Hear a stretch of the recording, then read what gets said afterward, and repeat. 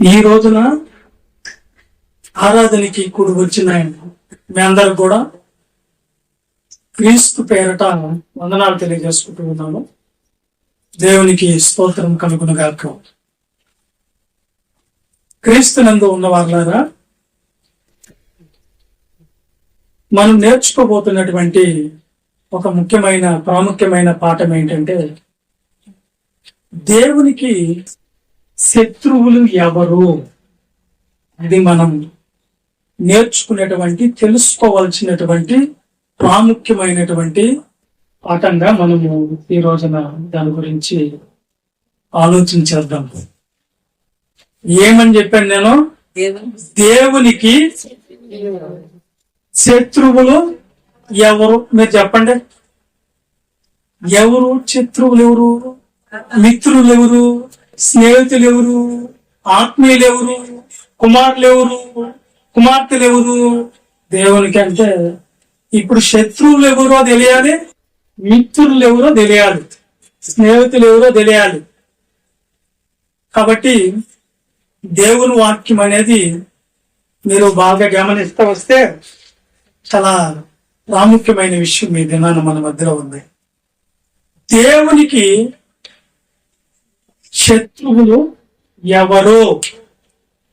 దేవునికి శత్రువులు ఎవరు? ఏడనండి, మీరందరూ ఏడనండి, కూర్చున్నప్పటి నుంచి మనసు ఏడు పెట్టండి, ఓకేనా?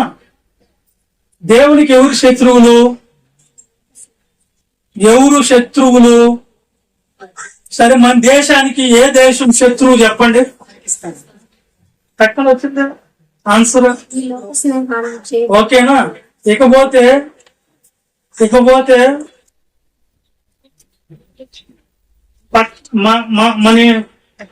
మనం బాగా ఆలోచిస్తే మనిషికి ఎవరు శత్రువు అంటే మనిషి అని చెప్తాడు. అమ్మ, మీ కుటుంబానికి ఎవరు శత్రువులు అంటే మా పక్కింటి వాళ్ళే అని చెప్తారు. ఒకప్పుడు స్నేహితులుగా ఉన్నాం, ఇప్పుడు నాకు శత్రువులుగా అయ్యారు వాళ్ళు అంటాం. దేశానికి మధ్య శత్రుత్వం, మనిషికి మనిషి శత్రుత్వం, కుటుంబాలు శత్రుత్వము, రాజకీయ నాయకులే శత్రువులుగా ఉన్నారు. అర్థమవుతుందా? మరి దేవునికి కూడా శత్రువులు ఉన్నారా? మనకెవరు శత్రువు? మనకి శత్రువు ఎవరు? మనకెవరా? అపవాదని ఎవరు చెప్పారు? దేవుడే చెప్పాడు మనకు. మీ విరోధి ఎవరోడు? అపవాది. మన శత్రువు ఎవరో మనకు బాగా తెలుసు. నీ శత్రువు ఎవరు అనే విషయాన్ని ఇంకోసారి నేర్చుకుందాం. గాని ఇప్పుడు నేర్చుకున్నది ఏంటి? దేవునికి ఎవరు శత్రువులు? మనిషికి మనిషి శత్రువైనా మనం భూమి మీద బ్రతికి బట్ట కట్టగలుగుతామేమో గాని ప్రకృతిని కలిగించి లోకాలనే నడిపిస్తున్నటువంటి లోకాదురైనటువంటి ఆ లోకాలైనటువంటి తండ్రికే మనం శత్రువులు అయిపోతే ఈ భూమి మీద బ్రతికి బట్ట కట్టగలుగుతామా? చెప్పండి. కట్టలేము. కడదామనుకున్నాడంట ఒక ఆయన పేరు ఎవరు అంటే ఆహాబు రాజు. ఆయన ఏమనుకున్నాడు తెలుసా? దేవుడు ఎవరు? దేవుడు ఎవరు? నేనే దేవుణ్ణి. ఎందుకు దేవుడు? నేను రాజుని, చక్రవర్తిని. నాకున్నటువంటి సైన్య బలం ఎంత తెలుసా? నాకున్న ఆయుధాలు విలువ ఎంత తెలుసా? నాకున్న రథాలు ఎంతో తెలుసా? నాకున్నటువంటి రాజ్యములో సంత సమృద్ధిగా పుష్కలంగా హ్యాపీగా బతుకుతున్నారు ప్రజలందరూ. ఇంత చేస్తున్నటువంటి దాన ధర్మాలు అన్ని నేను చేస్తున్నాను ప్రజలకి. ఇలాంటి రాజు కూడా ఎక్కడ నేను వినలేదు. కాబట్టి నాకంటే దేవుడు ఎవరు అనుకున్నాడు. అర్థమవుతుందా? అన్ని జరిగిపోయేటప్పుడు దేవుడు ఎవరు అనుకున్నాడు? దైవ సేవకుని పంపించాడు దేవుడు, ఏలియాని. ఆహాబో, అసలు నువ్వేమనుకుంటున్నావు దేవుని గురించి? నా వీరులు, నా సూర్యులు నాకున్నవి అనుకుంటున్నావా అని చెప్పి, ఇదిగో 3.5 సంవత్సరం నీకు వర్షమే కాదు కదా, మంచు కూడా పడదు నీ జీవితంలో చూసుకో అన్నాడు దేవుడు. ఏలియా దైవజనుడు 3.5 సంవత్సరం వర్షమే లేదు, గడ్డి ఎండిపోయింది, పశువులు పాలివు, చెరువుల్లో నీళ్లు లేవు తాగేదానికి, పంటలు పండేదానికే ఏ పంట పండదు. ఒకవేళ మంచుతో పండే పంటలు ఏమన్నా ఉన్నాయేమో అని మంచును కూడా బంద్ చేశాడు దేవుడు. మంచు కూడా రాలేదు. ఇప్పుడు ఏం తిని బతకాలా ఈ ప్రజలందరూ? నువ్వు రాజు అయితే, నీకు గుర్రాలుంటే, నీకు ఈరులుంటే, సూర్యులుంటే, ఆయుధాలుంటే, బంగారం ఉంటే, డబ్బు ఉంటే దాన్ని తింటే కడుపు నిండుతుందా? చెప్పండి, కడుపు నిండదు కదా. అప్పుడు ఆయన తప్పు తెలుసుకున్నాడు. బుద్ధి వచ్చింది, దేవుడా మేము బతకాలంటే భూమి మీద ఎవరు ఉండాలి? మాకు దేవుడు దయ చూపించాలి అని గ్రహింపు వచ్చిన తర్వాత అప్పుడు మరలా దేవుడు వర్షాన్ని ఇచ్చాడు. గుర్తుపెట్టుకోండి, మనం బతికి బతకగలుగుతున్నామంటే ఈ దినాన దానికి ఎవరు? దేవుడు కారణం అన్నప్పుడు ఇప్పుడు మనం ఏమంటున్నా, ఆ దేవునికి శత్రువులు ఎవరు? మరి చెప్పండి, ఆ దేవుడికి శత్రువులు ఎవరో నేను చెప్తా. దాని వివరణ కూడా ఏనండి, తర్వాత మనం చదువుకున్న పదం. యాకోబు పత్రిక 4వ అధ్యాయం 4వ వచనంలో ఎవరు శత్రువులో, ఎందుకు శత్రువులు అవుతారో దాని గురించి దేవుడు రాపిచ్చాడు. యాకోబు పత్రిక 4వ అధ్యాయము 4వ వచనం అండి. ఏమంటున్నాడు? ఏమంటున్నాడు నాయన? వ్యభిచారుల ఈ లోక స్నేహము దేవునితో వైరమని మీరు ఎరుగరా? దేవునికి వైరమని మీరు ఎరగరా అన్నాడు. కాబట్టి ఎవడు ఈ లోకంతో స్నేహం ఎప్పుడైతే ఈ లోకముతో స్నేహం చేసినో వాడు దేవునికి శత్రువు. వాడు దేవునికి ఇప్పుడు చెప్పండి, దేవునికి శత్రువులు ఎలా అవుతాము?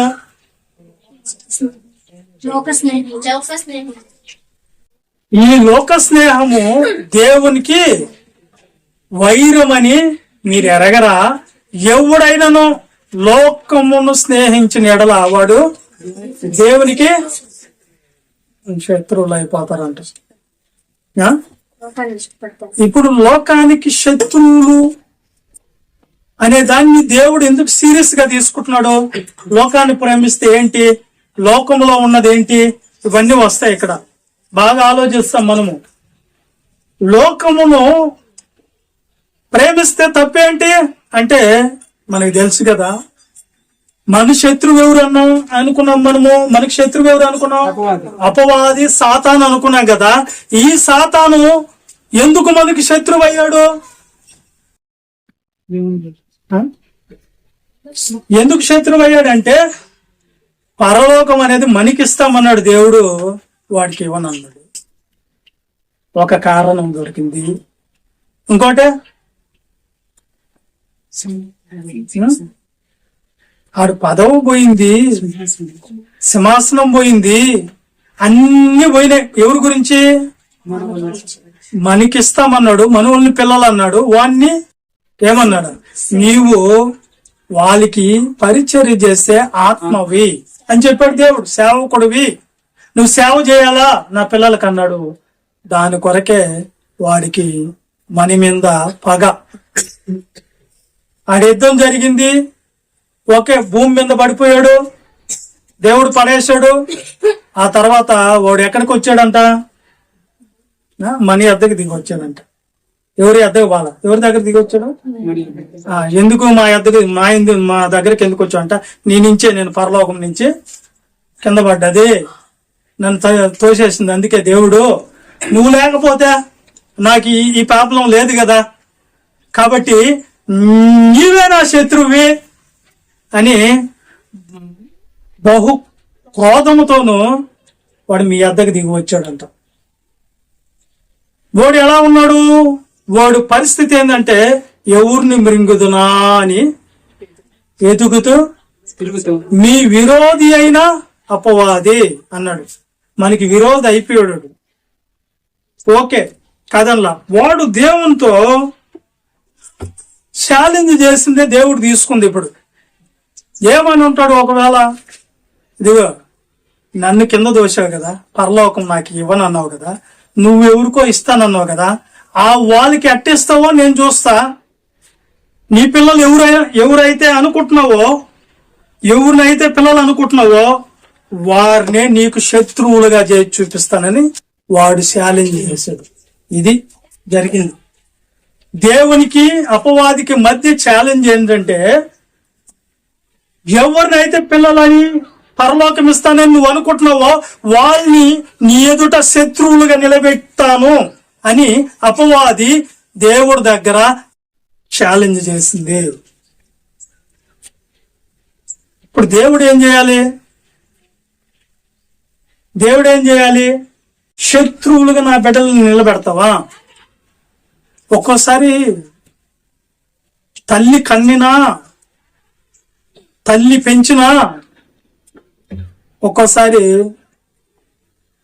ఆ పిల్లలు సరైనలుగా పద్ధతులుగా పెరగకపోతే చంపేయాలన్నంత కోపం వస్తుంది. కొంతమంది అయితే చంపేస్తున్నారు. తండ్రి ఎంతో ప్రేమను చూపించిన ఒక్కోసారి పిల్లల మీద ఎంతో కోపం వస్తుంది. వాళ్ళు చేసే పనులను బట్టి, వాళ్ళ ప్రవర్తనను బట్టి, వాళ్ళ పద్ధతులను బట్టి ఇలాంటి వాళ్ళు పుట్టకపోతే మంచిదిరా అన్నంత విషయాలు కొన్ని న్యూస్ పేపర్లో నేను చదివాను. సొంత తల్లిని పాడు చేసిన కుమారుడు అంటాడు, సొంత కూతురిని పాడు చేసిన తండ్రి అని వస్తుంది. ఇవే కాదు, సొంత అన్నను చంపేసిన తమ్ముడు, తల్లిదండ్రులను ఈదులోగా తోసేసిన పిల్లలు, మోసాలు, దగా, ఇవన్నీ చూసినప్పుడు మనకేమనిపిస్తుంది అంటే, ఇలాంటి వాళ్ళు నా కడుపుని ఎందుకు చెడగొట్టాడు దేవుడా, ఇలాంటి వాడు చస్తే బాగుండు అని కొంతమంది పిల్లల గురించి బాధపడుతూ ఉంటారు కదా. అంతేనా? కొన్ని జరుగుతున్నాయి కదా అలాంటివి. అలాంటప్పుడు మనిషిని శత్రువుగా చూసే పరిస్థితుల్లోనికి మనం వస్తూ ఉంటాము. కానీ ఇక్కడ ఏమంటుంది బైబిల్ అంటే, అపవాది మనుషులని దేవునికి శత్రువులుగా చేయాలని అనుకుంటున్నాడు. వాడు నిర్ణయించుకున్నాడు. వాడు దేవునితో ఛాలెంజ్ చేశాడు. ఎలా దేవునికి శత్రువులు అయిపోతాం మనము? లోకం వైపు మనుషుల్ని తిప్పు పడేస్తే, లోకంలో ఉన్న వాటిల్లోనికి మనిషిని వీడ్చుకొని వెళ్ళిపోతే, లోకాశలలో వాళ్ళని పడేసేస్తే, అప్పుడు వాళ్ళు ఎవరికి దేవునికి ఈ మనుషులందరూ శత్రువులు అయిపోతారు. కాబట్టి వాడి పని అంతా ఏంటి ఇప్పుడు అంటే, మనిషిని లోకాశలలో పడవేయాలి. పడవేస్తే దేవునికి వాళ్ళు శత్రువులు అయిపోతారు. ఇది ఎవరిది ఆలోచన? ఎవరిది? అపవాది. లోకాన్ని స్నేహిస్తే మనిషి దేవుడి దగ్గర శత్రువు అయిపోతాడని బైబిల్ చెప్తుంది. లోకమునైనను లోకములో ఉన్న వాటినైనా అనేది మొదటి యోహాను పత్రిక 2వ అధ్యాయము 15వ వచనంలో లోకములో ఏముందని చెప్తాడు. లోకమునైనను లోకములో ఉన్న వాటినైనా ప్రేమించొద్దు మీరు. ఎవడైనను లోకమును ప్రేమించిన ఎడల తండ్రి ప్రేమ వానిలో ఉండదు. ఇది వాడు కుయుక్తి ఏంటి, వాడి పన్నాగం ఏంటి, అపవాది పన్నాగం, వాడి యొక్క ఆలోచన ఏంటి అంటే, మనిషిని దేవునికి శత్రువుగా చేయాలి. మనిషిని దేవునికి శత్రువుగా చేయాలి. ఏనాలేడా? మనిషిని దేవునికి శత్రువుగా చేయాలంటే శరీరాశలోను, నేత్రాశలోను, జీవపడంబములో వీళ్ళని వీడ్చుకొని వెళ్ళాలి. ఇది అపవాది యొక్క తంత్రం. ఇలా చేస్తే తండ్రి ప్రేమ వారికి ఉండదు. తర్వాత లోకంలో ఉన్నదంతయు లోకములో ఉన్నదంతయు అనగా అనగా శరీరాసక్తి, శరీరాశయు నేత్రాసక్తి, నేత్రాశయు జీవపు డంబము. తండ్రి వలన పుట్టిన ఈ తండ్రి వలన మరి ఎవరి వలన పుట్టినయ్యి? లోక సంస్కృతి. అపవాది ద్వారా పుట్టినవి. నేత్రాశ, శరీరాశ, జీవపు డంబం. నేత్రాశ అనేది చాలా వెరీ వెరీ డేంజర్. ఎందుకు నేత్రాశ అనగానే మనకు ఒకటే గుర్తుకొస్తుంది. అవ్వ అది కన్నులకి ఎలాంటిదంట? ఆ పండు రమ్యమైనది, అందమైనదిగా కనిపించిందంట. ఆకర్షించడం జరుగుతుంది అపవాది. ఏం ఆకర్షణగా కనిపిస్తాయి మనకు కళ్ళకి? లోకములో మన కళ్ళకి ఏది చూస్తుంది ఆకర్షణ కనిపించిందంటే ఇలాంటిది కావాలి నాకు అని ఆలోచనలో పడతాడు మనిషి. ఒక ఆవిడ 2 లక్షల రూపాయలు చీర కొన్నదంట చందన శార మందిర్లో. 2 లక్షల రూపాయలు శార కన్నది. అది ఎంతో రన్నింగ్ అనిపించిందంట. అది కొనాలి అని నేత్రాస్. ఆ ఇల్లు వాళ్ళు కట్టారబ్బా, ఇలాంటి ఇల్లు నాకు కావాలి నేత్రాస్. ఈ బండి బాగుంది, ఆ బండి నాకు కావాలి నేత్రాస. అర్థమైందా? నేత్రానందం కొరకు కొన్ని 24 గంటలు ఫోన్ పట్టుకుని ఫేస్బుక్లు గెలగటమే పని, యూట్యూబ్ గెలగటమే పని, వాట్సాప్ గెలగటమే పనిగా మారిపోయింది. ఏమన్నా అర్థమైందా? అర్థమైందా? లోక స్నేహంలో పడిపోయి దేవుని మందిరానికి కూడా రాకుండా పోతున్నారు కొంతమంది. ఆదివారం అనేది కూడా దేవుడిది అని తెలుసు కూడా దేవుడికి ఇవ్వటం లేదు. దేవుడి కోసం పరిచర్య ఉందని తెలుసు కూడా దేవునికి ఇవ్వటం లేదు సమయాన్ని. దేవుని స్నేహంలో పడిపోయారు వీళ్ళందరూ. లోక స్నేహంలో పడిపోయాడు. లోకం కావాలి. లోకములో నువ్వు పడ్డావంటే నువ్వు దేవునికి శత్రువు అవటం ఖాయం. దేవుడికి శత్రువు అయితే దేవుడు ఏం చేస్తాను నన్ను అని నువ్వు అనుకోవచ్చు. ఇప్పుడు మాట్లాడేటప్పుడు ఏదన్నా పని చేసేటప్పుడు వెంటనే పనిష్మెంట్ రావు, టైం తీసుకుంటాడు దేవుడు.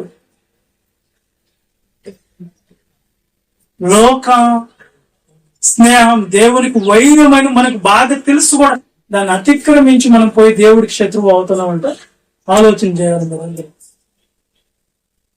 దేవుడిక లోకానిక సమయాన్ని ఇచ్చేదంట ఎక్కువ టైం ఏమో దేంట్లో ఉంటాం మనము?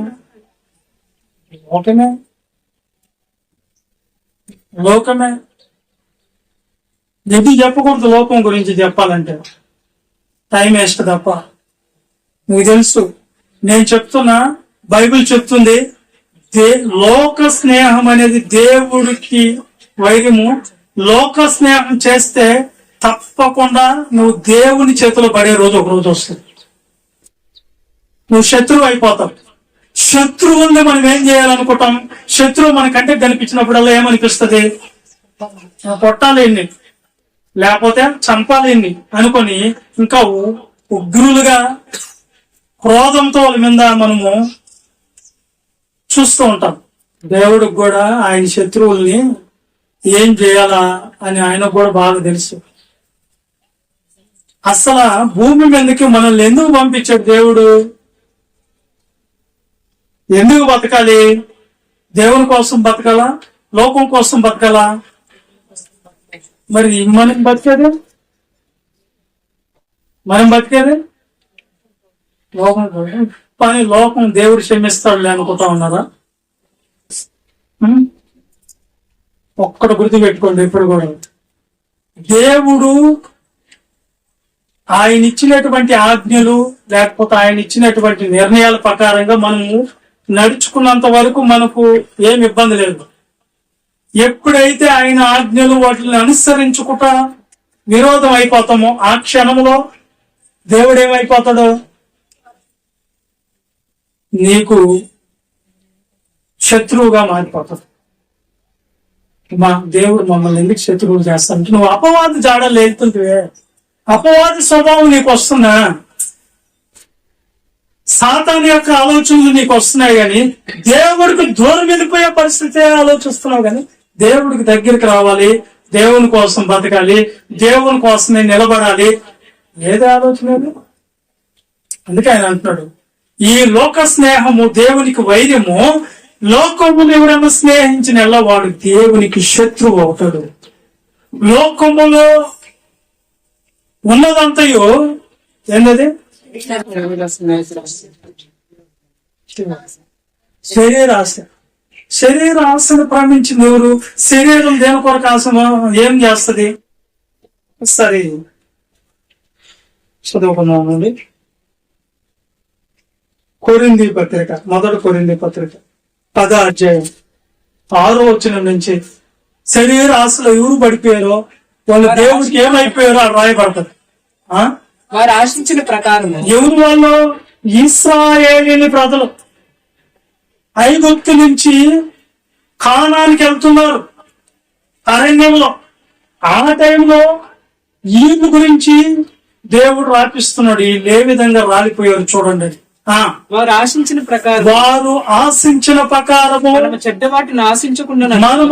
వాటిని ఆశించకుండా ఆశించకుండా ఈ సంగతులు ఉండనట్లు ఈ సంగతులు మనకు దృష్టాంతములుగా మీకు రాయబడ్డాయి. జనులు తినుటికి ఏంది ఇది? తినే 24 గంటలు ఏం తిందుమా, ఏం తాగుదుమా, ఈ రోజు ఏం చేసుకున్నాం, ఈరోజు ఏం చేసుకున్నాం, ఆదివారం వచ్చిన చికెన్ మటన్, నాకైతే రొయ్యలు ఎప్పుడు కావాలి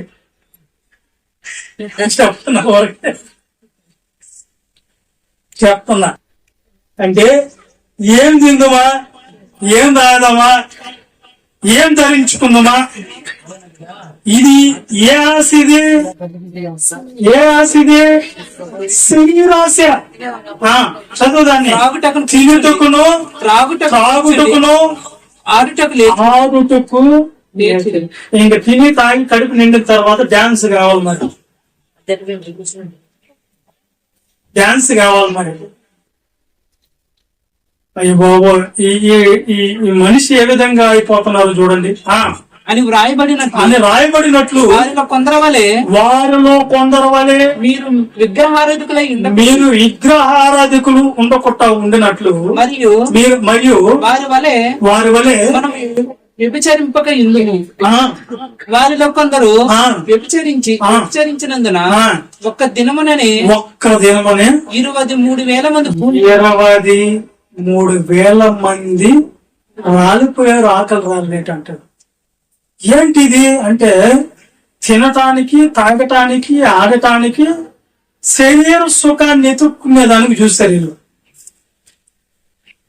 అందుకని దేవుడు దాన్ని మనకు రాపించాడు. మనం శరీరాశ లోకంలో ఉన్నదంతా ఏంది? నోటికి బాగా తగలందే గాని మనకు బాగుండదు అన్నట్టుగా ఇశ్రాయేలు ప్రజలు జీవితంలో ఇది జరిగింది. మీరు జాగ్రత్త. దీని కొరకే అంటే తినాలని, ఇది తినాలి అది తినాలి అని ఏం ఉండకూడదు. ఒకవేళ దేవుడు ఆ టయానికి ఏది ఇస్తే మనం తింటాం, ఒకవేళ లేకపోతే లేదు. అర్థమైందా? ఇది శరీరాశ. శరీరం ఏదైతే చెప్తుందో, శరీరం ఏదైతే కోరుకుంటుందో ఆ కోరికల ప్రకారము నువ్వు ఆ శరీరము చెప్పినట్లు నువ్వు చేస్తున్నవే, ఆ శరీరాన్ని వాడుకుంటుంది ఎవరో తెలుసా? అపవాది ప్రేరణతో నిన్ను ఈ విధంగా దేవునికి శత్రువుని చేసేదాని కొరకై ఇదిగో తిండి మీద, లేకపోతే తాగేదాని మీద, లేకపోతే వ్యభిచారం మీద, లేకపోతే శరీరానికి కావాల్సిన వాటిని అలంకరించుకునే దాని మీద నిన్ను లాగు పడేస్తుంది అపవాది.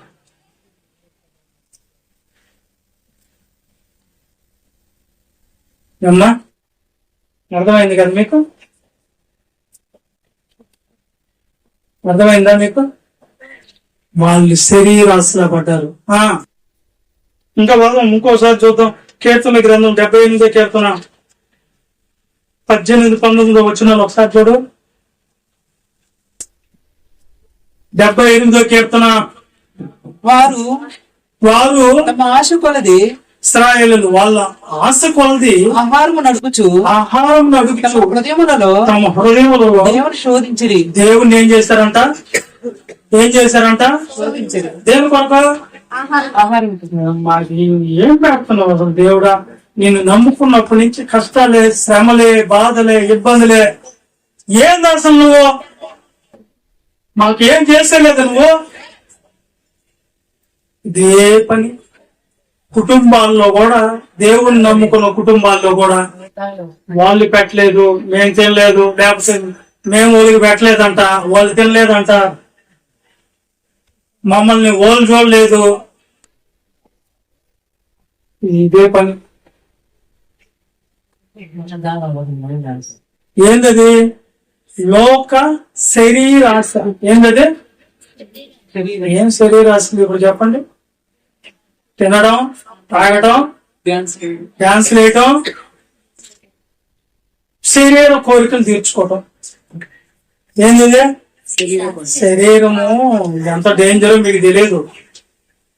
కానీ నువ్వు దేవునికి శత్రువుగా నిలబడక ముందే దేవుడి హెచ్చరికలు నీకు ఇచ్చాడు. తర్వాత ఏంది? నేత్రాశ. ఏంది? నేత్రాశ అంటే చూసిందల్లా ఖచ్చితంగా మనకేమనిపిస్తుంది? కావాలనిపిస్తుంది. ఒక భక్తుడు అంటాడు, నేను గొప్ప వాటి ఏందేమి, నాకు అందని వాటి ఏందేమి నా మనసు లేదంటాడు. అంటే నాకు దేవుడు నాకు దొరకటమే నాకు ఆనందం. ఇంతకు మించిన ఆనందం లోకంలో ఏది ఇవ్వదు నాకు. అది డబ్బే కావచ్చు, బంగారే కావచ్చు, ఐశ్వర్యం కావచ్చు. మనం చెప్పుకుంటున్నాం కదా, ఏంటది? పట్టు పరుపు మీద నువ్వు పవలించినా గాని, అందలమ్మ పైన నువ్వు ఎక్కువ కూర్చున్నా గాని ఏమైపోవాలి ఒక రోజున? పాలరాతి పైన నీవు నడిచిన గాని, పట్టు వస్త్రాలే నీవు తొడిగిన గాని, అందలమ్మ పైన కూర్చున్నా గాని, అందనంత స్థితిలో కన్ను మూయడం ఖాయం, నిన్ను మూయడం ఖాయం. ఇది జరుగుతుంది. జరిగిన మన గ్రహింపు రానికుండా ఉన్నది. ఎవరోడు? అపవాది. ఏం చెప్తున్నాడు అంటే, మనకు డబ్బు లేకపోతే మనిషికి విలువ లేదు ఈ భూమి మీద అని చెప్తాడు. అప్పుడు మనకేమనిపిస్తుంది? డబ్బు సంపాదించడానికి వెళ్ళిపోవాలి కూడా అని అనిపిస్తుంది మనకు. డబ్బే దేవుడుగా మనం దాని కొరకు ప్రయాసపడేదానికి వెళ్తాం. అంతే కదా? ఎక్కడన్నా మనము ఫంక్షన్కి వెళ్ళాలంటే బంగారం ఉండాలి. ఎంత బంగారం వేసుకోపోతే అంత గౌరవం విలువాడ అన్నప్పుడు బంగారం కొనాలి. బంగారం కూడా కొనేసావు, డబ్బు కూడా ఉంది, ఇంకా ఏం కావాలి? మనిషికి ఆశలు తృప్తి ఉంటుందా? ఒక అతను అడుక్కున్న వాడిని తీసుకుని వెళ్ళాడు కోటేశ్వరుడు ఇంట్లోకి. రారా, నువ్వు దేవుడితో సమానం, నాకు ఇంత డబ్బు ఉంది కానీ నాకు పుణ్యం ఎలా వస్తుంది తెలీదు, పుణ్యం సంపాదించుకోవాలంటే మీలాంటి వాళ్ళకి దాన ధర్మం చేయాలన్నాడు ఒక పండితుడు. కాబట్టి నేను దాన ధర్మం చేస్తాను అని చెప్పి 1,00,000 రూపాయలు కట్ట తీసుకొని వచ్చి వాడు ముందు వేసాడంట. ఏరా చాలా అన్నాడంట. 1,00,000 రూపాయలు వేసి ఏమంటాడు? చాలు చాలు అన్నాడా? ఇంకొకటి ఉంటే ఈ అయ్యా అన్నాడంట. సరే ఇంకోటి కూడా వేసాడంట 2 లక్షలు. చాలా అన్నాడంట. ఏమన్నాడు? ఇంత ఈలేవా ఏం బాయా అన్నాడు. మళ్ళా వేసాడు, మళ్ళా ఇంకోటి వేసాడు. ఒక బస్తా తీసుకుని వచ్చి పెట్టాడు. చాలా అంటే చాలా అన్నాడంట. సరే 10 బస్తాలు ఇచ్చాడంట. చాలా అంటే ఇంకా ఉంటే అన్నాడంట. ఇంకా ఉంటే ఇలేవా, అసలు నీ దగ్గర ఉండేది అంత ఇచ్చేలేవా అన్నాడంట. అప్పుడు అనుకున్నాంట, మొత్తం తీసుకొని అక్కడ పెట్టుకొని మనిషి ఆశ ఎందుకు కనుక్కునేదానికి నేను ఈ పరీక్ష చేశాను. మనిషికి ఏముండదంట, ఆశలకి అద్దులే లేవు. ఏదో ఒకటి ఉంటానే ఉంటది. కానీ మనం అనుకుంటాం ఈ సంవత్సరంలో ఒక ఇల్లు కట్టుకుంటే బాగుంటది దేవుడు అనుకుంటాం. ఇల్లు వస్తుంది, మనం ఉండాలి కాబట్టి ఇల్లు వచ్చింది. చాలా అంటామా, మరలా ఇంకోటి కావాలి. ఈ శరీరంలో ఈ నేత్రాలకి ఈ భూమి మీద ఎప్పుడు కూడా తృప్తి అయితే ఉండదు. దాన్ని అనుభవిస్తారో లేదే గాని మొత్తానికి మనిషికి ఏం కావాలి? చూసిందల్లా. అందుకని డబ్బులు ఎవరన్నా వస్తా ఉంటే కూడా ఎట్లా చేస్తారంటే అంటారు. ఎందుకని? వాళ్ళు అడిగేస్తారని తెలుసు. ఏంటంటే ఆశ, అడిగేస్తారని ఆశ. కానీ నిజంగా చెప్పాలంటే డబ్బును మనం ప్రేమించాలా అమ్మా? డబ్బును ప్రేమించాలా? బంగారు ప్రేమించాలా? అన్ని వదిలేసి వెళ్ళిపోవాలి. పట్టు వస్త్రాలు ప్రేమించాలా? ఏది కూడా మన అంట. ఈ లోకంలో ఏ దాంతో స్నేహం చేస్తావు నువ్వు? డబ్బు మీద కొనుక్కున్నాడంట దుబాయ్ సేట్ ఒక అతను. డబ్బు మీద అలాగే చనిపోయాడు. ఎన్నో కోట్లు, మిలియన్ కోట్లు ఉన్నాయి అతనికి. ఏం ఎత్తుకొని వెళ్ళారండి? అలెగ్జాండర్ ఉన్నాడు. అలెగ్జాండర్ ఏం ఎత్తుకొని వెళ్ళాడు? ఏం ఎత్తుకొని వెళ్ళాడు? ఉట్టి చేతులతో పోయాడు. రాజ్యాలన్నింటిని గడగల్లాడిచ్చాడు. నేత్రాశ. తర్వాత జీవపు డంబం. డంబం అంటే ఏంది? బతుకు తక్కువ, బిల్డప్ ఎక్కువ. దీన్నే ఏమంటారు? డంబం. ఉండకూడదు అంటున్నది. డంబం కొట్టుకోవటం, డబ్బా కొట్టుకోవటం అంటారు కదా మన వాళ్ళు. దాన్ని జీవపు డంబం. మనకి ఏముండదు, ఉన్నది ఉన్నట్టుగా మాట్లాడుకోవాలి. మేమంటే ఏమనుకుంటున్నావు, మాకు అది ఉంది, మాకు ఇది ఉంది అని చెప్పుకోవటం. ఏందది? జీవపు డంబం. మనము ఒకవేళ ఏది ఉన్నా కానీ అది నాది కాదని భూమి మీద బ్రతకమని దేవుడు చెప్తున్నాడు. మనకి ఏదైనా ఉండొచ్చు, కానీ మనం ఎలా ఉండాలి? నార్మల్ గా ఉండాలి. డబ్బు లేనప్పుడు నా మనవడు నేను దేవుడికి వచ్చేసి వస్తున్నానా అనేది ఒక ఆవిడ అంటే ఒక అవ్వ. డబ్బు వచ్చిందే మనిషి మారిపోయిందంటే ఏం చూడండి, ఏంది కథ? డబ్బు మనిషిని కూడా ఏం చేస్తుంది? నన్ను చూసింది అనుకో, ఈ సందులో వచ్చేది ఆ సందులో వెళ్ళిపోతుంది. ఏందిరా నన్ను చూసి వెళ్ళిపోతుంది అదేంటి అనుకోకుండా నేను ఆటో వేసుకుని వెళ్తా ఉన్నా, టక్కన ఎదురు వచ్చేసింది. నేను వచ్చేసి ఎదురా, నేను ఒక అర్జెంటమైన పని మీద పోతున్నాను నాయన. ఆ పోతే ఇప్పుడు ఏందావా అన్నా. ఏ లేదు నాయన, నేను అనుకున్నా కానీ చేయలేకపోయాను. ఎందుకంటే డబ్బులు వస్తే ఒకలాగా మనిషి మారిపోవటం, డబ్బు లేకపోతే ఇంకొకలాగా ఉండటం. మనం కూడా చాలా మందిని గమనిస్తూ ఉంటాం. మన అవసరాల కోసం కొంతమందిని ఆశ్రయిస్తాం. మన పరిస్థితులు బట్టి ఒప్పిస్తారేమో, సహాయం చేస్తారేమో వెళ్ళిపోయినప్పుడు కొంతమంది మన ముఖాన్ని చూసి ఎంత దూరం వెళ్ళిపోతారో మనకి తెలుసు. డబ్బులు ఉన్నప్పుడు పనికేదానికి కూడా కష్టంగా అయిపోతుంది. దీన్నే జీవపు డంబం కలిగిన వాళ్ళు అంటారు. జీవపు డంబం అంటే నేను ఇప్పుడు వాళ్ళు స్థితి వేరు, నా స్థితి వేరు. నేను ఎవరిని?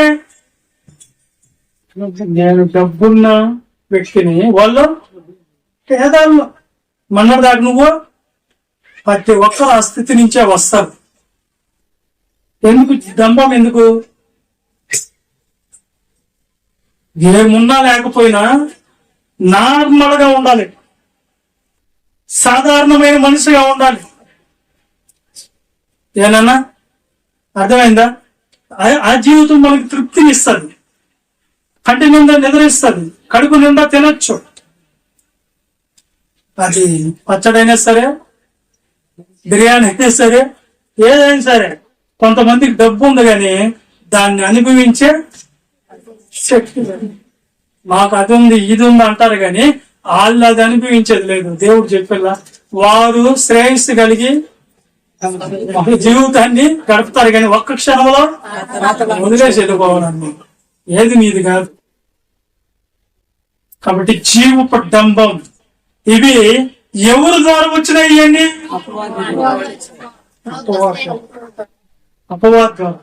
వాడి క్రియలు మనం చేసామంటే, వాడు చెప్పినట్టు మనం చేసామంటే దేవుడు లాస్ట్ కి ఏమన్నాడు తెలుసా? యేసుక్రీస్తు, నువ్వు నేత్రాశలోకి వెళ్ళిపోతున్నావు, లోకము స్నేహం చేస్తున్నావు, దేవుడికి దూరం అయిపోయి, దేవుని యొక్క పరిచర్యకి దూరం అయిపోయి, దేవుని ప్రార్థనలకి, సువార్తలకి, దేవుని యొక్క ఆరాధనకి దూరం అయిపోయి నువ్వు ఉన్నావు అంటే నువ్వు ఎక్కడో పడిపోయినావు. ఎక్కడ పడిపోయినావు? లోకంలో పడిపోయినావు. దేవుని సంబంధి లోక సంబంధిగా మారిపోవడం. ఏమైంది ఇక్కడ? ఎవరన్నా లోక సంబంధి దేవుని సంబంధిగా మారి వస్తారు, కానీ మనలో అటు జరగటంలో చాలా మందికి దేవుని సంబంధే ఏమైపోతున్నారు? లోక సంబంధిగా మారి, లోకములో ఉన్నట్లుగా మారిపోవటం, అలవాట్లకి బానిస అయిపోతే దేవుడు వాడిని గురించి ఏమంటున్నాడంటే, పర్లేదు నాయన ఏదో తెలియక చేసాం అంటున్నాడా, లేదంటే ఆయన తిరిగి తెలుస్తున్నా? ఒకసారి యోహాను సువార్త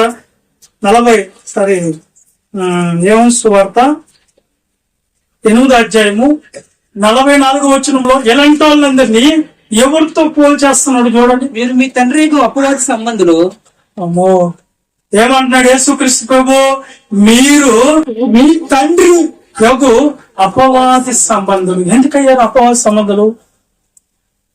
చెప్పండి.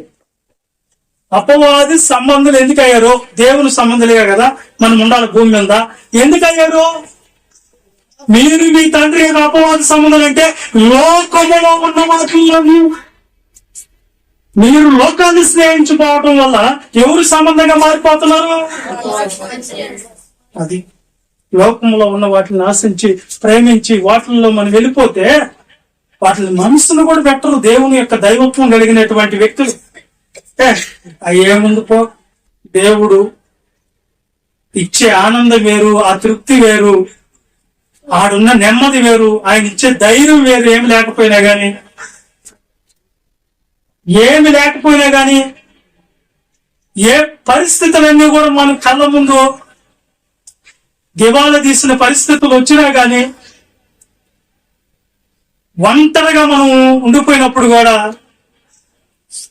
నీకు ఎవరిని బట్టి ధైర్యపడి ఉంటావు? ఆ రోజున నాకు ఏమి లేకపోయినా దేవుడు ఉన్నాడు అంటావు. అర్థమైందా?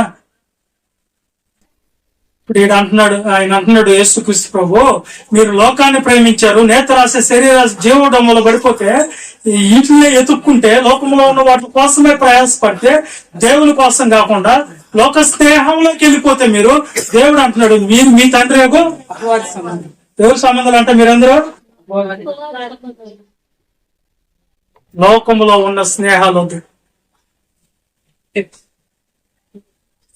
ఓమే, నేను కూడా చర్చికి పోయేదాన్నే. మా ఇంట్లో పంచం జరుగుతుంటే ఆదివారం నువ్వెందుకు రావు? నేను రాకూడదు. మా పాస్టర్ కూడా అంతే కదా, నువ్వు ఒక్కసారి వచ్చే ఆయన ఏమంటాడు చూస్తుంది, నేను చెప్తా ఆయనకి. నేను చెప్తాడు ఆమె అన్నదంట ఒక ఆమెని. పాని అని చెప్పేసి ఆమె ఫంక్షన్కి వెళ్ళింది. ఆదివారం రాలేదేంది, ఇంత నికరంగా ఉంటారు దేవుళ్ళు అని నేను అనుకొని ఫోన్ చేస్తే ఫోన్ ఎత్తలా. ఏంట్రా ఈమె ఎంత మారిపోయింది, ఒక్క నిమిషంలో ఎంత బాగుండేది, ఒక్క రింగుతో పోలెత్తేదాన్ని. సేవకుడు చేస్తున్నాడు, మనం ఆయనకి విధేయత చూపించాలని. కానీ ఇప్పుడు ఏమొచ్చింది, అవిధేయత మారిపోయింది. సరే ఒక వారం అని వదిలేశాం.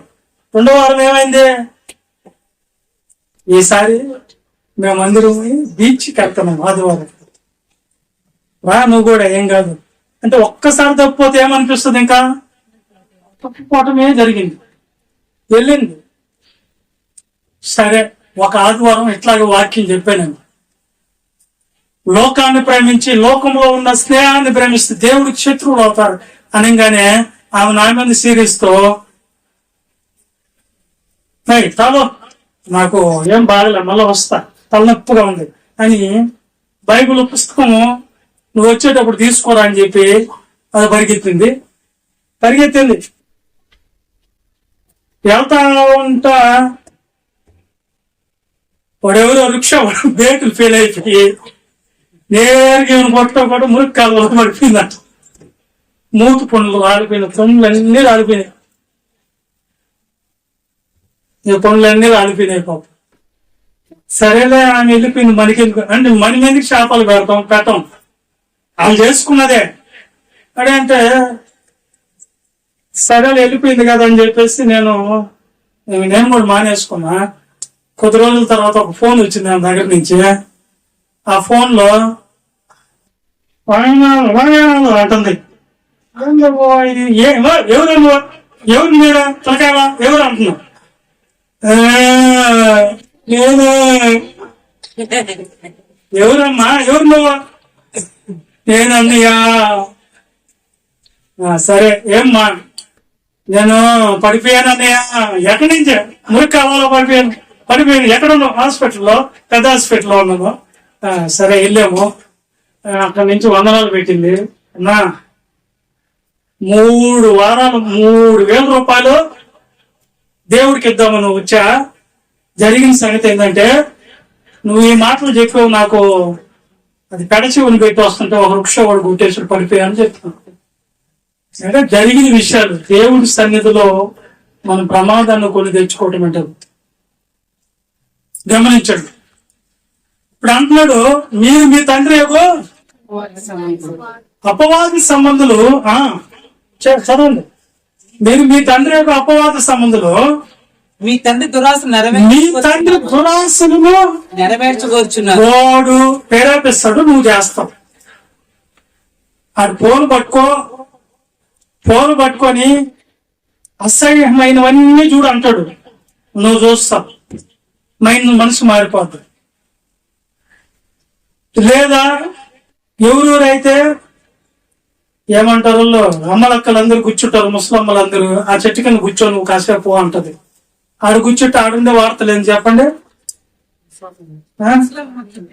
ఏంది ఆడొచ్చే మాటలు? అదే దానిలో ఏమి సంగతి తెలుసా? దానిలో ఆయన సంగతి తెలిసి ఇయే కదా వస్తాయి ఆడ. ఓడ అసలు మనకు ఇక్కడ వాక్యం చెప్తుంటే చెవులేకి బాగుంది, కానీ ఇక్కడ మాత్రం ఎట్లా అన్నది అనుకోండి. ఈయనుంటది కానీ నేను మనది ఎక్కువ నాకు బాగా వల్ల అంటే అంత మాధురిమా. ఏంది ఆ ఇంటి సంగతులు ఈ ఇంటి సంగతులా అంత ఇంట్రెస్టా? దేవుని వాక్యం దగ్గర మాత్రము అన్న మళ్ళా చెప్పన్నా, అది ఏందో మళ్ళా మేము పట్టుకోలేకపోయాం ఎప్పుడన్నా అన్నారు మీరా? ఇక్కడ మాత్రం రావు. అక్కడైతే చెవు కోసుకొని మరి ఏంటారే, ఏందదే? వాడు దురాశను నెరవేర్చే వాళ్ళు ఆది నుండి వాడు నరహంతకుడై ఉండి నిలిచిన వాడు కావాలి. ఏంటంటాడు? సత్యమందు నిలిచిన వాడు కాడు, వాని యందు వాక్యమే లేదు. వాడు అబద్ధం ఆడినప్పుడు వాడు అబద్ధం ఆడినప్పుడు స్వభావమును అనుసరించే మాట్లాడును. వాడు అబద్ధికుడును, అబద్ధమునకు జనకుడు. అబద్ధాలు పుట్టించేవాడు. ఎవరి ద్వారా క్రియేట్ అవుతాయి అబద్ధాలు? అపవాదులు. నిన్ను ఎట్ట మార్చేసాడు? చిన్నపిల్లలు పాట పాడుతూ ఉంటారు చూడు, అపవాది పిలుస్తాడంట రమ్మని. పిలిస్తే ఏమంటాడు? నేను అపవాది దగ్గర పోతే, పిచ్చోడా నేను చెప్పినట్టు చేస్తున్నావు, నువ్వు పిచ్చోడు అంటాడంట. అర్థమైనా? నరకంలో లాక్కోపోయేదండి. చూడండి, మనకు తండ్రి ఎవరుగా ఉండాలి? దేవుడు ఉండాలా? అపవాది ఉండాలా? మనకి తండ్రి దేవుడు ఉండాలంటే మీరు దేవుని క్రియలు చేయండి. లోకాన్ని ప్రేమించడం మానండి. దేవుడికి ప్రాధాన్యత ఇవ్వండి. అది అర్థమైందా? చూడండి, ఇంకా అదే యోహాను సువార్తలో యేసుక్రీస్తు ప్రభు అంటాడు, 15వ అధ్యాయము 19వ వచనంలో. యోహాను సువార్త 15వ అధ్యాయము 19వ వచనం. మీరు లోక సంబంధులైన ఎడల లోకము తన వారిని స్నేహించును. అయితే మీరు లోక సంబంధాలు కారు. నేను మిమ్మల్ని లోకము నుండి మిమ్మల్ని నేను లోకములో నుండి ఏర్పరచుకుంటే. ఇప్పుడు చెప్పండి, లోకములో నుంచి మీరు ప్రత్యేకించబడితే లోకములో ఉన్న వాటిని బాప్తిస్మములోనే నువ్వు చంపేసి రావాలి. కట్టిన వాంతికి కుక్క తిరిగినట్లు కొద్ది రోజులు భక్తి పరుల్లాగా వేసిమేసి భక్తి అని వేసిమేసి మరలా నువ్వేమైపోతున్నావు అంటే మరలా పోయి లోకంలో కలిసిపోతున్నావు. అంటే మీరు లోక సంబంధులు అయితే కాకూడదు. మిమ్మల్ని దేవుడు ఏం చేసుకున్నాడంట? ప్రభు ఏం చేసుకున్నాడంట? లోకములో నుంచి ప్రత్యేకించుకుంటున్నాడంట. లోకం దాని వారిని స్నేహిస్తారు. లోకస్తులకి కొంతకాలమే ఈ భూమి మీద వరకే, తర్వాత వాళ్ళకి ఉండే శిక్షా విధులు ఏంటో మనకు తెలుసు.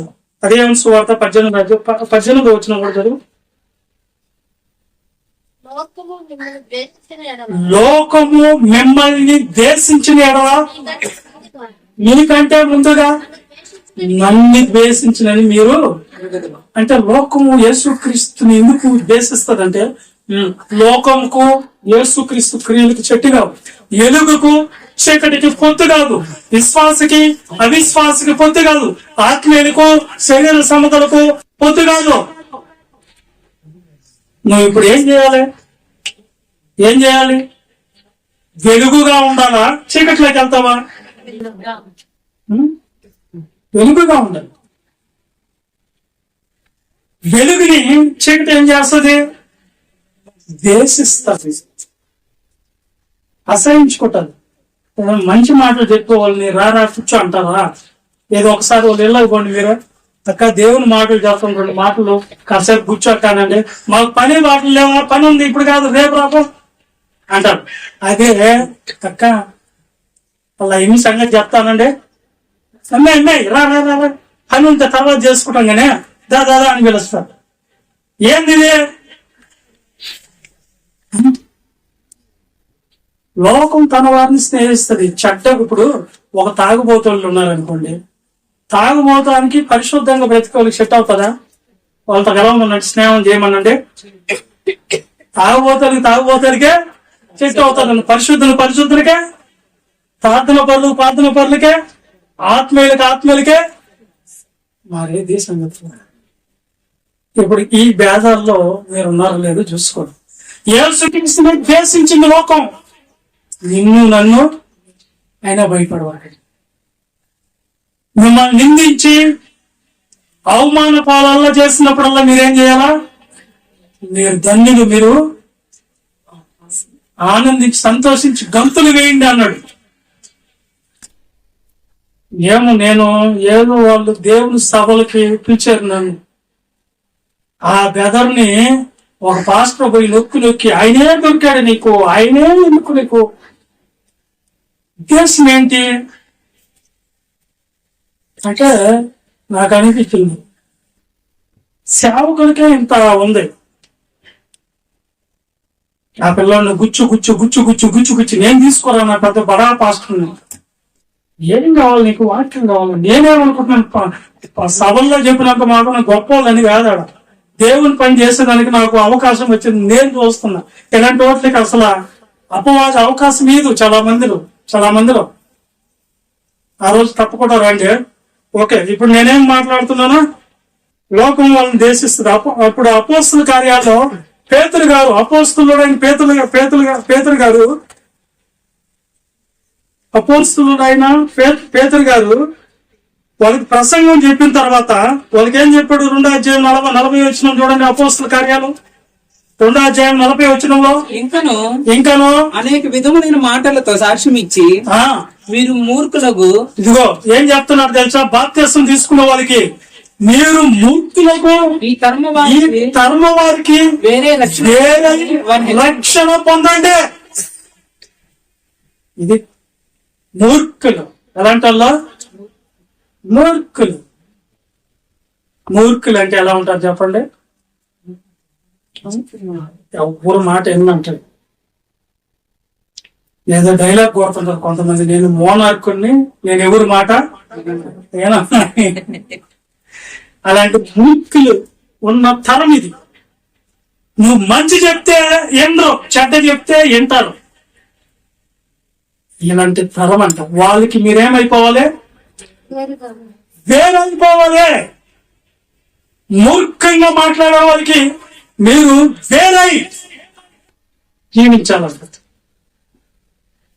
ఫిలిప్పీలకు రాసిన పత్రిక చూడండి, 2వ అధ్యాయం 14 వచనం 15 వచనం. ఫిలిప్పీ పత్రిక 2వ అధ్యాయం 14, మీరు 2వ అధ్యాయం 14 వచనం. మూర్ఖమైన వక్రజనము మధ్య, మీరు మూర్ఖమైన వక్ర జనము మధ్య నిరపరాధులను నిష్కలంకులను అనిందులనైనా దేవుని కుమారులగినట్లు తనుగులను సంశయములను మాని సమస్త కార్యములలో చేయండి అన్నాడు. ఇక్కడ కూడా ఏమని వచ్చింది మనకు? వక్ర జన్మ మధ్య వంకర మాటలు, వంకర మార్గాల్లో నడిచే వాళ్ళ మధ్య నుంచి మీరు సపరేట్ అవ్వాలి. ఏమైపోవాలంట? ప్రత్యేకం అవ్వాలంటుంది బైబిల్. లేదా నేను ప్రత్యేకంగా అంటావు, లోకాన్ని స్నేహించు, దేవుడికి శత్రువు అవుతాం, లోకాన్ని అనుసరించు, అపవాదికి కుమారుడు కుమార్తెలు అవుతావు, నీకు ఆయన తండ్రి అవుతాడు. మీరు మారాలి, ప్రత్యేకించబడాలి.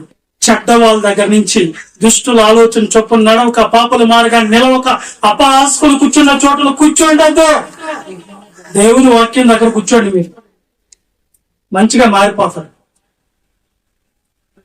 రండి నా దగ్గర, మందిరం దగ్గర పోయినా ఇక్కడ పోయినా రాండమ్మా నాతో కూడా రండి, మీకు వాక్యం చెప్తా ఉంటుంది, దైవికమైన వాతావరణం ఉంటుందంటే దానికి రాదు. ఏడ కూర్చో ఉంటారో చాలా వల్ల ఏడ కూర్చో ఉంటారు? అన్నయ్య నాకు పని ఉందని చెప్పి ఈలో కూర్చొని వ్యవహారం చేస్తా ఉంది ఒక ఆమె. ఏంట్రా ఇల్లు ఇదే పని ఉంది, ఏం పనిలే, దేవుని పని అన్న చేస్తే పుణ్యం వస్తుందా? ఓకే, ఇప్పుడు ఈ విధంగా దేవునికి విరోధులు అయిపోయేదానికంటే కూడా దేవుని సన్నిధిలో బాగుండేదానికి చూడండి. తిమోతికి రాసిన పత్రిక 4వ అధ్యాయం 10వ వచనం. త్వరగా కానీ ముగించారు. మీకు కొంచెం కష్టంగా అనిపిస్తుంటుంది. 4వ అధ్యాయము 2వ తిమోతి 10వ వచనం. దేమా అనే ఒక వ్యక్తి ఇహలోకాన్ని స్నేహించి నన్ను విడిచి తెస్సలోనికకు వెళ్ళెను. పౌలు గారు అంటున్నాడు, దేమా అనే వ్యక్తి పరిచయం చేసేదానికి ఉన్నాడు. పౌలు గారి దగ్గర, సేవకుడి దగ్గర పరిచయకుడిగా ఉన్నాడు. విడిచిపెట్టేశాడంట. నువ్వు వద్దు అని తెస్సలోనికి వెళ్ళిపోవాల్సిన అవసరం ఏంది? దైవ సేవకులతో ఉండాలి, దేవుడితో ఉండాలి, దేవుని పనుల్లో ఉండాలి, ఆత్మ సంబంధంలో లోకంలో వాళ్ళతో కూడా వెళ్ళటం ఏంటి, లోకంలో కలిసిపోవటం ఏంటి? అది ఒకవేళ లోకంలో కలిసిపోతుంది. ఎఫ్ఎస్సి పత్రిక 5వ అధ్యాయం 3, 4, 5 వచనాలు చదువుదాం. ఎఫ్ఎస్సి జాగ్రత్తలే గాని ఏ విధమైన అపవిత్రతయే గాని లోభత్వమే గాని వీటి పేరైనను ఎత్తకూడదు. ఇదే పరిశుద్ధులకు తగినది. ఆ పేర్లు కూడా వద్దంట మనకు. అసలు వాళ్ళ పక్క ఇంటి వాళ్ళు ఎక్కడ పోతే నీకెందుకు, ఇంకోటి ఏమన్నా చేస్తే నీకెందుకు? పరిశుద్ధులకైతే ఈ మాటలే ఉండవు అసలు. కృతజ్ఞత వచనమే మీరు పరిశుద్ధుల్లో రావాలి, ఉచ్చరించాలి.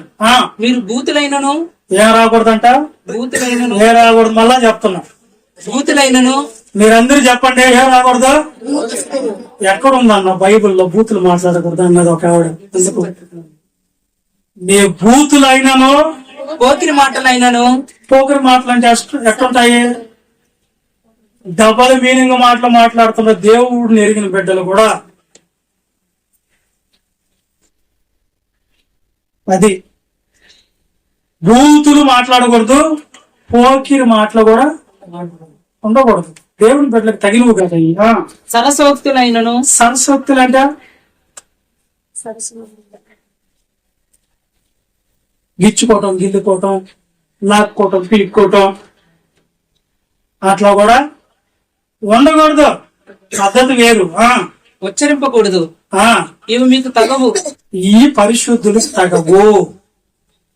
వ్యభిచారి అయినను, అపవిత్రుడైనను, విగ్రహారితుడై ఉన్న లోబి అయినను. లోగంటే ఎవరా? ఇస్తున్నారేనా? లోబి అయినను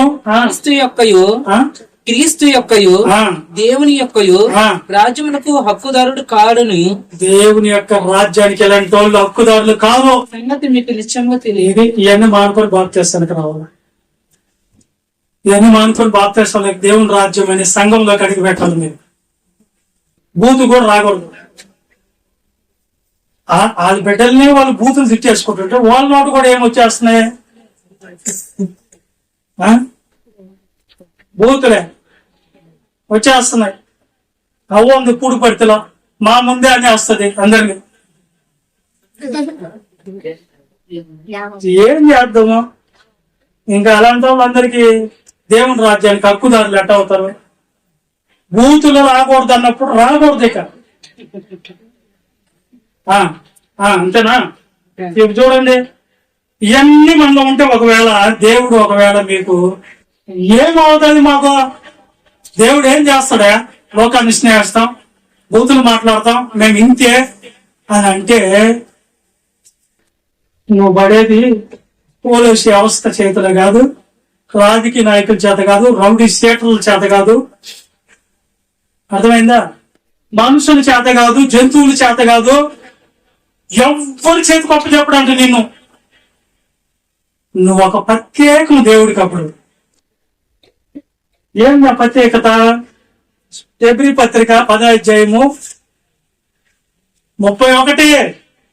నిన్ను ఎవరు గొప్ప చెప్పడంట? జీవము గల దేవుని చేతులు పడుట భయంకరం. అది ఆయన చేతిలో పడిపోతాను. ఎవరి చేతిలో?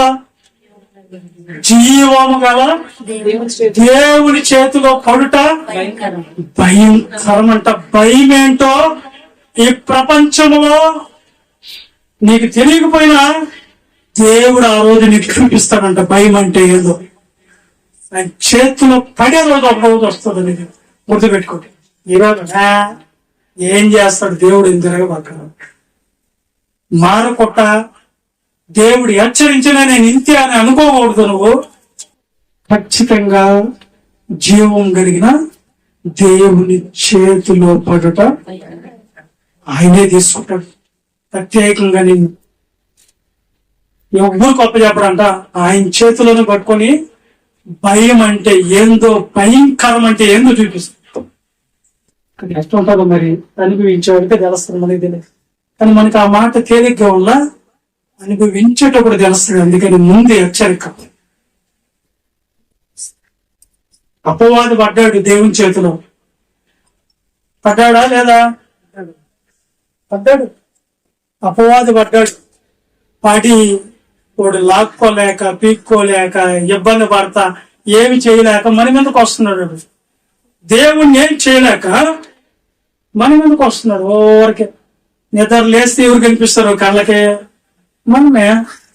ఏం వాడికి అంత ప్రత్యేకత అంటే మీరు పరలోకం బాగకూడదు కదా. అది దేవుని చేతిలో ఉన్న నరకం. అసలు నరకం సృష్టించిందే ఎవరు? ఆయన.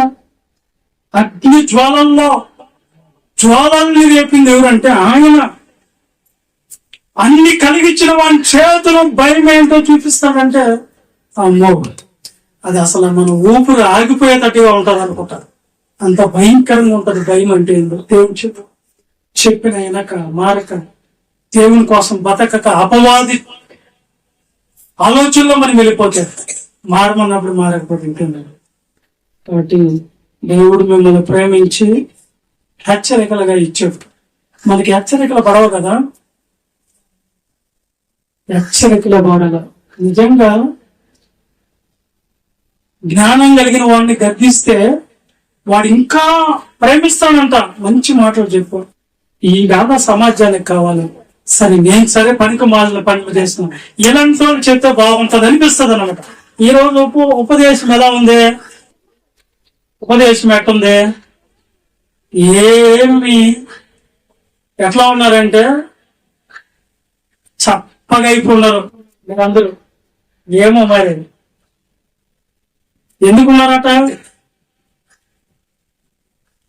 అందుకని ఇక నుంచి లోకాన్ని మనం స్నేహించుకుంటా, లోకములో ఉన్న వాటి మీద మనసు పెట్టుకోకుండా, అర్థమైందా?